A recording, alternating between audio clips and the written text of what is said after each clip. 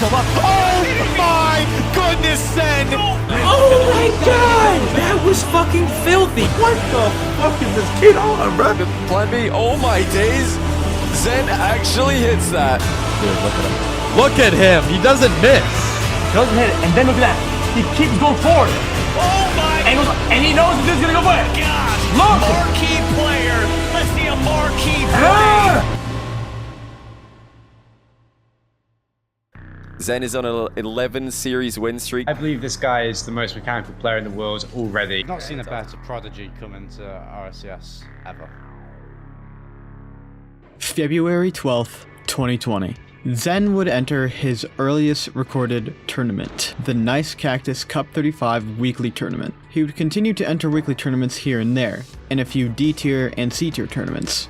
His first tournament win would come in the Akatani Esports 2020 C tier tournament, where Zen, Radahn, and Parka would win 1,200 euros. This would thrust him into the spotlight of the French scene in Rocket League. He would soon move into B-tier tournaments and win the DreamHack Beyond 2021 Boost Cup 2v2 tournament. This was his first B-tier tournament win, where Zen and Exotic would beat other players like Oski, K-Dop, Seiko, Vatira, Okalid, and other top-tier pros. Zen really started gaining traction after this tournament win, and not only within the French scene, but also within Europe. He continued to enter weekly tournaments, C-tier tournaments, and B-tier tournaments, winning a good handful of them. But he wasn't in the RLCS yet because he was only 14. When his February birthday came around in 2022, he was notified that he was banned for a year for breaching the Rocket League terms of service. But what did he do to get banned? Well, it turns out he played with Seiko and Gaspao in the place of Azu in the RLCSX Fall Regional 1 close qualifier while being underage. So Psyonix banned him for 1 year once he was eligible. So Zen had to wait another year before he was able to play for Vitality in RLCS. Zen's hype would die down in 2022. He would win a few tournaments, but wouldn't enter that many. But come 2023, Zen's hype would start up again, and get way more traction this time. Johnny Boy would invite Zen into his first 1v1 show match against Raziers, and Zen wins 3-1. This was surprising as Zen wasn't known for ones, but for twos. He never really played 1v1 before this, but Zen? He learned it faster than anyone else. I mean, everyone knows that Lost is one of the most mechanical players in the world. Everyone knows that he's been grinding recently, but he just cannot stop Zen. Zen is up 6-1, despite the fact that... Or did I say Lost again? I keep mixing up these guys' names for some reason. Okay, Zen. He's just freestyling on him now. I mean, that was probably the one time on my stream that it looked like the plan B. Oh my days! Zen actually hits that. We're time game 5, and then Daniel versus Zen. Oh my goodness, he's done it again, ladies and gentlemen. He is just clipping on AJ. This is disgusting. This is actually inhumane. He's like, oh, look at this from AJ. I'd love to see him make a second play on that ball. Zen's doubled off the sidewall. He, of course, sinks it without difficulty. I don't mind seeing a game 5 here. This has been such an entertaining series. Zen's done him again. It's a pre-flip reset double. I mean, what on earth are we watching? Because I don't think Jack realized that Zen could get this one on target, but he landed very well. He's got multiple resets, and a great catch to slot that one on target. I think Zen's actual rush challenges have been a lot more successful than Jack's have. Oh my goodness. He is just brutally efficient, isn't he? Zen vs Naupo, yeah, that Zen vs Naupo does sound like the fastest matchup that is possible in the world of Rocket League right now. Oh, Zen's pogo on him. Neil tries a pogo, he only air rolls into the ground like at the very last second. Zen shows him how it's done. Daniel, but he rushed it. He might still have a chance to score here. Low 50, off the bar, and not quite in. Oh my goodness, what a save by Zen. He's lobs a flip reset on target, but Zen saves the first shot, dives down to cover the bottom corner finish, and now he's counter-attacking. I mean, what a transition from Zen. He's still got a lot of time left, but he can't be affording to concede again. Oh, and he has! It's a turtle catch shot from Zen. Sure, Daniel won, but we didn't do that, I'm afraid, so it was a draw. Oh, that's great from Zen. That's actually ridiculous. He sets up a rebound with a ceiling pitch. What on earth? How has he controlled that? How is he placing a ceiling pitch? What is going on? Game 1 coming your way in just a few seconds. Game 1 of a potential 7 between Ruas and Zen. Two of the greatest ones talents that the world has ever seen. Zen's offense is up there, maybe the best in the world for every play on the ball. He is not making any mistakes. And now he flicks a fourth top corner. Will he go off the ceiling for this? Yes, he will. Confident. Aerial play from Ruas. And the pinch, oh my goodness! Well, that's just as good as anything we've seen from Zen. I don't think anyone is quite like Zen, so Ruas has to learn on the fly here. It's a bit unlucky there for Ruas. Zen spawned at the near post and that exactly covered the shot. Again, he shoots straight at Zen, who doubles it into the back corner.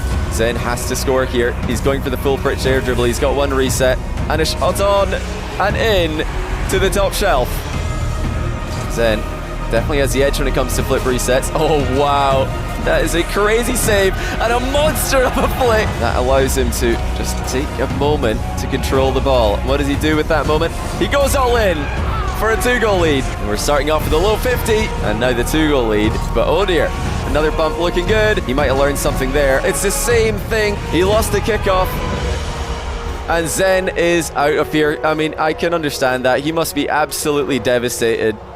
But well played, Ruas. From 2 games down, he wins 4 of the next 5, proving that he is #1 in the world. Zen would end his crazy 1v1 winning streak by losing to Ruas in Game 7. This would make Zen go from generally known in the community to the most popular player of all time. Having this dominant of a winning streak is almost unheard of, and the fact that he was still not allowed to play RLCS was scary. Players that have done this have set a precedent that 1v1 players that obliterate the scene go on to be one of the best players of all time. And following precedent, he will be one of the greatest players in all of Rocket League history.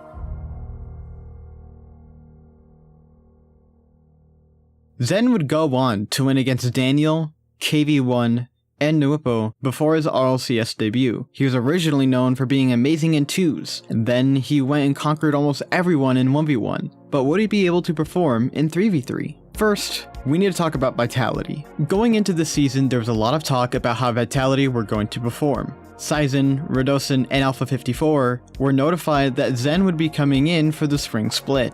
So one of them was going to be replaced. No one knew who was going to be dropped when spring came, so it was a race to not get benched by spring. In fall, Vitality wouldn't make the first regional, basically ruining their first impression.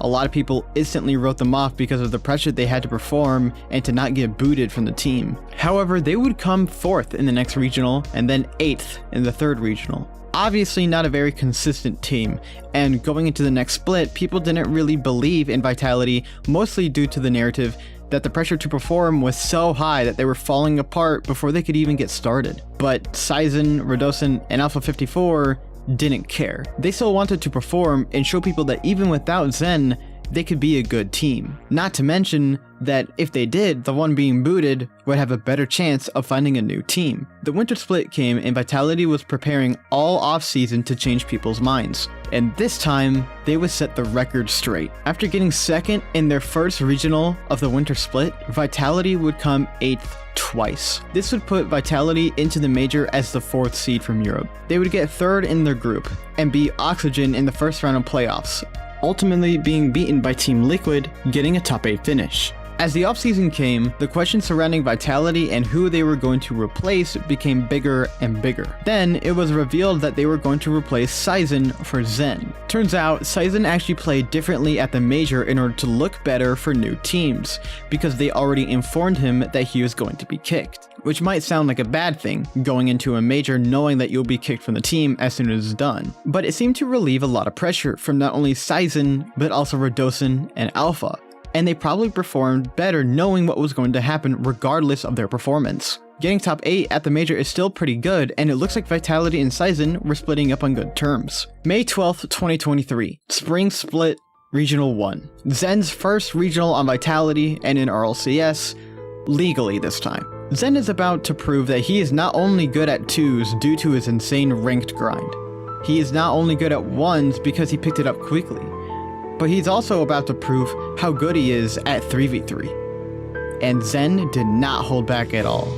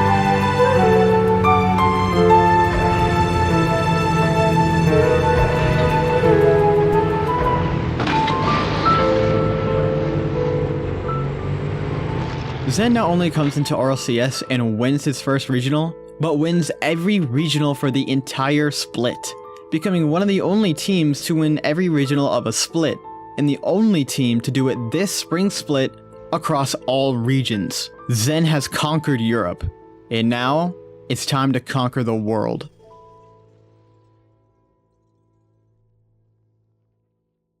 Come the Spring Major, Vitality is the team that everyone fears and the one expected to win the entire event. Vitality's first match is Elevate, an APAC team that is the lowest seed in the tournament.